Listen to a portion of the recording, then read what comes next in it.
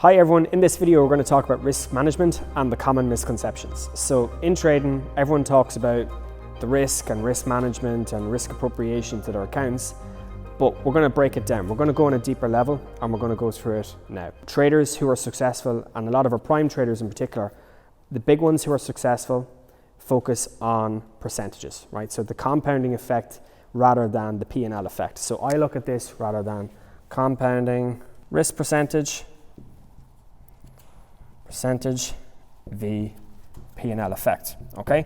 So to talk about the P&L really focuses on profit and loss, and it looks at the monetary side of things. So naturally, when traders are focusing on the P&L side of things, they then become more in tune to cautiousness, right? More in tune to actually protecting their account, or for those of you who are more risk averse, shooting for the stars. So when you focus on the P&L side of things rather than the risk, there's more of a likelihood of you going on tilt, right? Deviating from your trading plan and following the money rather than following the particulars associated to the trading plan you've devised. So from my perspective, compounding risk percentages always wins in a battle against P&L. Simple terms, because when you have a risk percentage basis rather than a P&L basis, you look at your trading plan, right? You look at the particulars associated to that. So by looking at your trading plan, you're being able to follow your entry parameters, your entry confirmations, your risk tolerances, all of the particular details that's focused within this more clearly,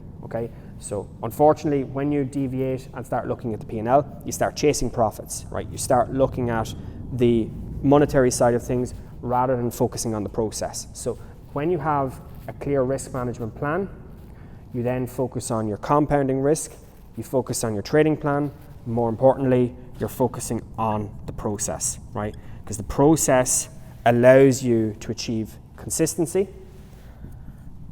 and will allow you to have a much better opportunity for success over the longer term. The second common misconception with risk management is the filtering and the identification of obviously trades and the execution. So for me, a really simple thing that I use that helps develop my risk management protocols is I'll often take two positions. So if I see that the market is going with me or against me, I can obviously take one off, I can shave my risk, I can increase my risk accordingly, depending on obviously how the market is developing. So if I've got a position split into two, it's going in favor, it's going to profit, but I have an idea that maybe it mightn't necessarily hit my TP, okay? So a TP being take profit, of course.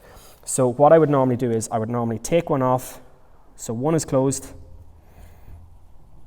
and I'll let the second position run and develop. If the second position gets to the take profit, happy days, it's great.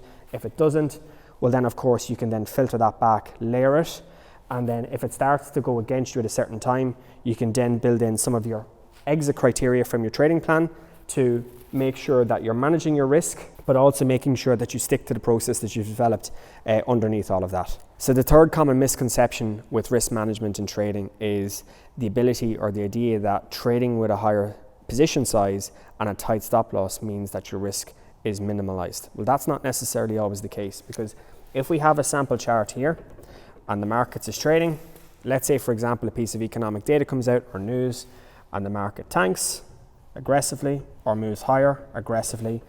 If you let's say have a stop loss, if you let's say have an entry here and your stop loss is here, there is absolutely no guarantee that your stop loss will get triggered at that price, because in trading, regardless whether it's futures or CFDs, your stop loss will get triggered at the next availably quoted price. If that is 20 points of a difference, well that means that your exit is going to be up here, which means in theory, yes, you're trading with a tight stop loss, but that's not necessarily always the case. So it's important that when you're trading with risk management that you understand the protocols, you understand the markets that you're trading in, the environment you're trading in, and understanding the idea that risk is very important, but also can be very difficult to manage if not done so correctly.